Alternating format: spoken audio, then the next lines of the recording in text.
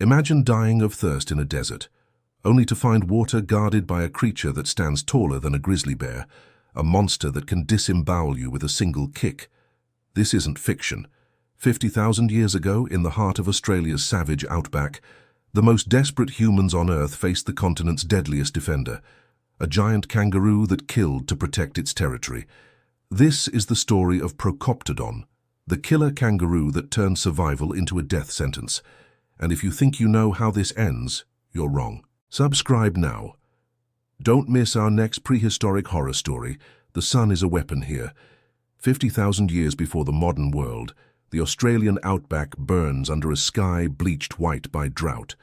The Pleistocene epoch has transformed this land into a furnace of cracked earth and skeletal trees. For 6 moons, no rain has fallen. Rivers have become graves of dried mud.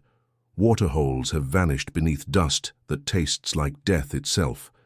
Across this wasteland, a family moves like shadows. 8 humans, 3 men, 2 women, 3 children, their skin darkened by generations under this merciless sun, their bodies lean and hardened by constant migration. They are nomads, following the ancient songlines their ancestors walked, searching for water that may no longer exist. Their lips are cracked and bleeding. Their eyes are hollow. The youngest child, barely 4 seasons old, no longer cries. Dehydration has stolen even that. The eldest hunter stops. His weathered hand rises in a gesture older than language itself. Silence. He has seen something, a darkness in the distance, a shadow that shouldn't exist in this bleached landscape. Trees, living trees. Where there are trees, there is water. Hope is dangerous. It makes you careless. They approach slowly, cautiously. The wind shifts and they smell it. Moisture. Water. The family begins to move faster, desperation overriding caution. They crest the rocky ridge and see it below. A water hole, perhaps 20 meters across, surrounded by eucalyptus trees. The water is muddy, shrinking, but it is life. But they are not alone. At the water's edge stands something from a nightmare. A creature that resembles a kangaroo the way a tiger resembles a house cat. Procoptodon goliah. 3 meters tall when upright, taller than any human. 250 kilograms of muscle, bone, and territorial rage. Its face is broad and flat, almost ape-like, with powerful jaws. Its arms are thick, ending in claws that curve like scythes, 10 centimeters of bone-hard keratin designed to tear through flesh. This is no herbivore. Evolution has created brutal efficiency here. Procoptodon has learned that in drought, plants die but meat endures. The bones scattered around the waterhole tell the story. Wombats, smaller kangaroos, even a young diprotodon. This creature has claimed this waterhole as its territory, and it defends what it claims. The giant kangaroo turns its massive head toward the humans. Its eyes are not gentle or curious. These are predator's eyes, calculating, territorial, cold. It has been here for 4 days, killing anything that approaches. It is not hungry, it is possessive. The eldest hunter raises his hand, retreat. But the youngest woman, delirious from thirst, breaks from the group. She stumbles down the rocky slope toward the water, her mind processing only survival. She is 10 meters from the water when Procoptodon moves. The creature doesn't hop. It walks upright, each step a statement of dominance, its massive tail dragging behind like a third leg. The sound it makes is deeper than any modern kangaroo, a guttural warning that vibrates in the chest. The woman stops. Reality crashes through delirium. She is face to face with something that defies nature. She begins to back away, hands raised in submission that means nothing to this creature. Like this video if you're ready for the brutal confrontation. Procoptodon lunges with terrifying speed. Its powerful legs close the distance in 3 bounds, each landing shaking the earth. The woman turns to run, but she is too slow, too weak, too desperate. The kangaroo's attack is calculated violence perfected by evolution. It rears back on its massive tail, and both hind legs shoot forward in a double kick, generating over 200 kilograms of force. Modern kangaroos kill dingoes this way. Procoptodon kills humans. The impact catches the woman in the chest. The sound is horrific, ribs shattering, lungs collapsing. She flies backward 3 meters, landing broken at the base of a eucalyptus. Blood flows from her mouth, dark and thick. She tries to breathe, but her chest no longer works. Her eyes find her family on the ridge, wide with betrayal and terror, and the understanding that she is already dead. The family watches in paralyzed horror as Procoptodon approaches the dying woman slowly, deliberately.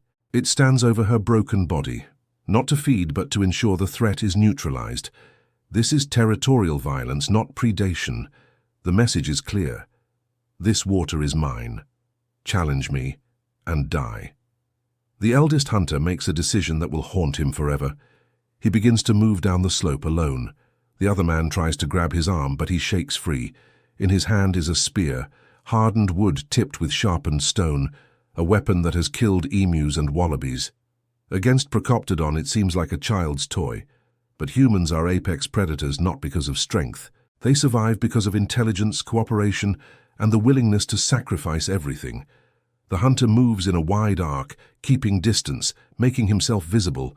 Procoptodon turns from the woman's body, tracking this new threat. The hunter begins to shout, waving his spear, making himself large and threatening. The giant kangaroo responds with that deep, chest-vibrating grunt, but it shifts position, moving away from the water, following the threat. On the ridge above, the second man understands. He grabs the water carriers, hollow gourds hardened by fire, and begins running down the opposite slope toward the waterhole. The women grab the children, following. It is a desperate gamble, a race against death measured in seconds. Procoptodon realizes the deception too late. It turns, seeing the humans approaching its water, and abandons the first hunter with shocking speed. It bounds toward the waterhole, covering ground in massive leaps. The second man reaches the water first, plunging the gourds beneath the surface, watching them fill with agonizing slowness as death closes the distance. 30 meters, 20, 15. The first hunter is running now, spear raised, screaming, anything to buy his family seconds. He hurls the spear with desperate strength. It flies true, catching Procoptodon in the shoulder, penetrating perhaps 5 centimeters before muscle stops it. The kangaroo barely flinches. The spear might as well be nothing. Share this story. Your friends need to see this prehistoric nightmare. 10 meters from the water, Procoptodon makes a choice. It could kill the humans at the waterhole easily, but the hunter behind has drawn blood. The creature spins with impossible agility, focusing its rage on the weaponless man. The hunter runs. Not toward his family. That would bring death to them all. He runs parallel to the waterhole, leading the monster away, giving them time. His legs are weak from dehydration, his vision blurring, but he runs because that is what humans do. They sacrifice. Procoptodon closes the distance in heartbeats. The hunter glances back once, a fatal mistake. His foot catches on a root, and he goes down hard. The giant kangaroo is on him instantly, its massive claws raking across his back, peeling skin and muscle from bone. He screams once, pure animal agony, and then Procoptodon's hind legs deliver the killing blow, crushing his skull with casual efficiency. At the waterhole, the family fills the last gourd. The women are crying silently, the children clinging to them, everyone understanding what has been purchased with blood. The second man looks at the fallen hunter, his brother, his friend, and makes the only choice survival allows. He turns away. They run. Not back the way they came, but in a new direction, carrying water that tastes like grief, moving through landscape that cares nothing for their suffering. Behind them, Procoptodon returns to its waterhole, victorious and alone, standing sentinel over the only resource that matters. 2 bodies lie in the dust nearby, already being claimed by flies and sun. In 3 days, they will be bones. In 3 weeks, the drought will break. In 3 months, Procoptodon will move on, searching for food as the Ice Age tightens its grip. Subscribe and turn on notifications. Next week, an even deadlier prehistoric encounter. But today, the killer kangaroo has won, and survival belongs to those willing to defend their territory without mercy. The family walks into the shimmering heat, carrying water and trauma in equal measure. Survivors of an encounter with one of Australia's most deadly extinct killers. They will tell this story around fires for generations. They will warn their children about the giant kangaroo that defended the waterhole.